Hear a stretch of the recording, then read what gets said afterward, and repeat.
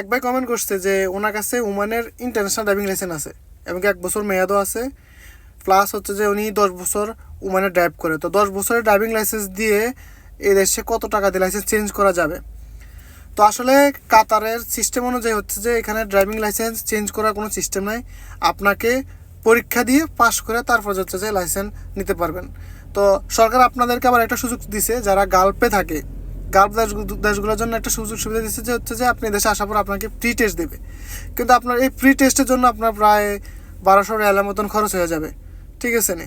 যেমন আপনাকে সর্বপ্রথম আই টেস্ট দিতে হবে 50 রিয়াল, তারপর যে হচ্ছে যে কম্পিউটার টেস্টের জন্য অ্যাপস নিতে হলে 350 রিয়াল, তারপর যে হচ্ছে যে কম্পিউটার টেস্ট যেদিন দিবেন ওদিন ফি 50 রিয়াল, টোটাল এখানে 450 রিয়াল চলে যাবে।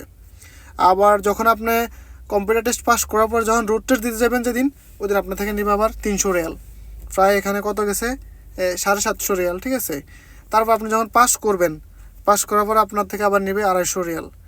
তো এবার এসে এখানে 1000 টাকা হয়ে গেছে, আসা যাওয়া আপনার খরচে প্রায় 1200 রিয়ালের মতন হয়ে যায়, ঠিক আছে নি?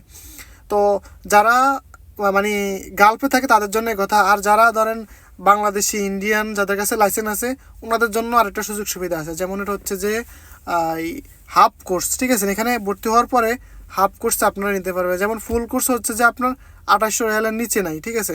2800 রিয়াল এরকম। আর হাফ কোর্স হচ্ছে যে 2380 টাকা, 2350 টাকা, অনেক সময় 2200 টাকাও পাওয়া যায়। হাফ কোর্স যাদের কাছে বাংলাদেশি বা ইন্ডিয়ান, নেপাল এদের লাইসেন্স আছে, শুধু ওরাই হাফ কোর্সে ভর্তি হতে পারবে। যেন আমার কাছে যদি বাংলাদেশের লাইসেন্স না থাকে, তাহলে আমি হাফ কোর্সে ভর্তি হতে পারবো না, ঠিক আছে? ধন্যবাদ। যদি আরও কিছু জানার ইচ্ছা থাকে তাহলে কমেন্ট করবেন, উত্তর দেওয়ার চেষ্টা করবো।